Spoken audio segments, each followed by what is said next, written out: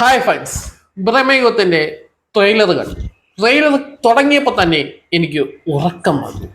എന്താ ഉറക്കം വന്നു. ഈ മനക്കൽ ഇന്ന് ആരുമില്ല, ഞാനും ഇവിടെ ഒറ്റയ്ക്കാണ്. അതുകൊണ്ടാണ് ഇത്തരം വ്യത്യസ്തമായ ഒരു വീഡിയോ ഞാൻ ചെയ്യാമെന്ന് ഉദ്ദേശിച്ചത്. ബ്രഹ്മയുഗത്തിന്റെ ട്രെയിലറുമായിട്ട് ബന്ധപ്പെട്ടാണ് എനിക്ക് സംസാരിക്കാനുള്ള ഒരു ട്രെയിലർ ഒപ്പീനിയൻ എന്ന് വേണമെങ്കിൽ പറയാം. കാരണം നമുക്ക് ഒപ്പീനിയൻ പറയാനല്ല സാധിക്കുകയുള്ളൂ.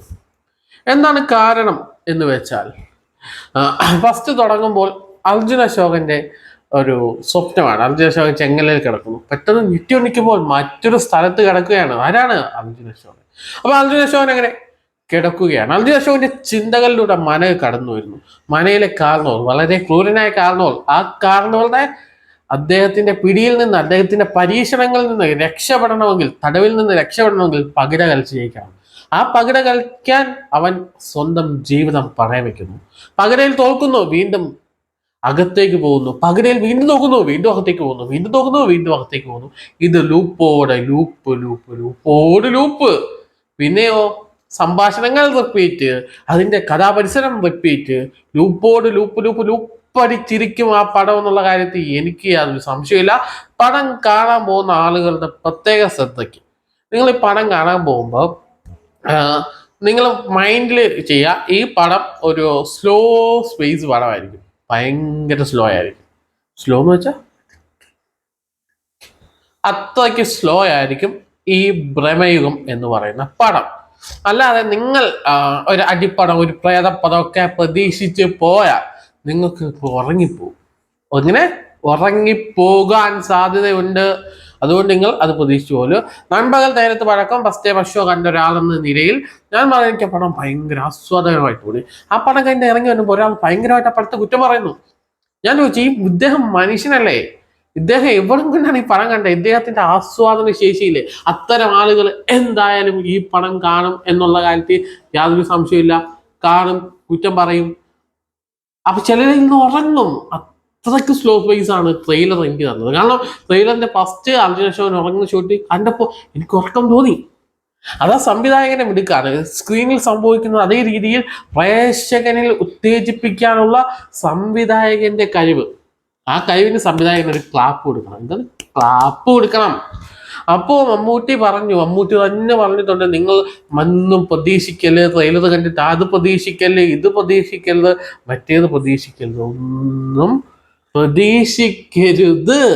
പ്രതീക്ഷിക്കാതെ വരിക, പടം കാണുക, ഇഷ്ടപ്പെട്ടാൽ തിരിച്ചു പോവുക.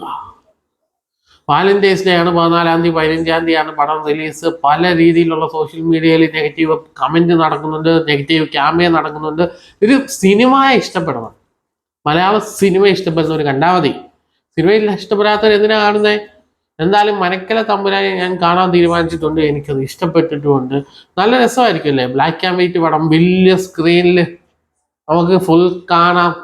അതൊരു വല്ലാത്ത എക്സ്പീരിയൻസ് ആണ്. മമ്മൂട്ടിയുടെ ബ്ലാക്ക് ആൻഡ് വൈറ്റ് പടം വലിയ സ്ക്രീനിൽ കാണാനുള്ളത് ഒരു വല്ലാത്ത എക്സ്പീരിയൻസ് ആയിരിക്കും. ആ എക്സ്പീരിയൻസ് നഷ്ടപ്പെടുത്തി കളയാൻ ഞാൻ ഉദ്ദേശിക്കുന്നില്ല. അതുകൊണ്ട് ഫസ്റ്റ് ഷോ ഞാൻ കാണും എന്ന് ഞാനിപ്പോൾ അങ്ങ് വിചാരിക്കുകയാണ്.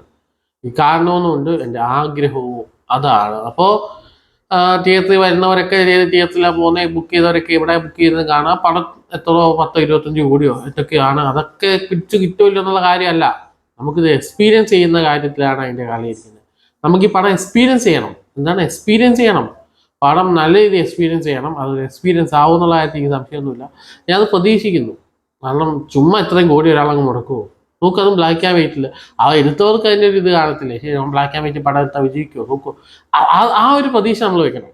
അപ്പം ചുമ്മാ ഒരാൾ പടം എടുക്കത്തില്ലല്ലോ.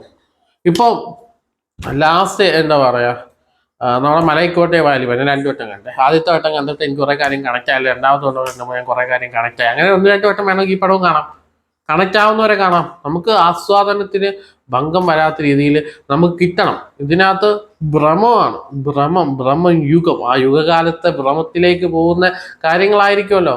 എന്തായാലും സാധാ അടി വിടി അല്ലെങ്കിൽ വേറെ പടമൊക്കെ പ്രതീക്ഷിച്ച് വരുന്നവരിൽ ഉറങ്ങേണ്ടി വരും. അതുകൊണ്ട് അതൊന്നും പ്രതീക്ഷിക്കാതെ ഒരു 2 മണിക്കൂറോളം ഒരു എൻജോയ് ചെയ്തിരുന്ന് കാണാൻ പറ്റുന്ന ആളുകൾ വരിക. 2 മണിക്കൂർ കൂടുതലുണ്ടെന്നൊക്കെ തോന്നുന്നു. എനിക്ക് ടൈം പീരീഡ് അറിയില്ല. എന്തായാലും രാവിലെ നല്ല ഫ്രഷ് ആയിട്ട് ഭക്ഷണമൊക്കെ കഴിച്ച് റിലാക്സ് ആയിട്ട് വന്നിട്ട് പടം കണ്ടു പോകണം. അല്ലെങ്കിൽ നിങ്ങൾ ഇരുന്ന് ഉറങ്ങും, പിന്നെ ഇറങ്ങിയിട്ട് പടം കൊള്ളത്തില്ല എന്നൊക്കെ പറഞ്ഞ് നിങ്ങൾ നെഗറ്റീവ് ക്യാമ്പയിൻ പറയും. അത് പിന്നെ അതിൻ്റെ നിർമ്മാതാക്കൾ നിങ്ങൾക്കെതിരെ വരും. എന്തിനാ? പടം കാണുക, പ്രേക്ഷകർ വിലയിരുത്തത്തെ മറ്റൊരു വീഡിയോ കാണാം. ദിസ് ഇസ് ചിന്താ സൈനിങ് ഓഫ്.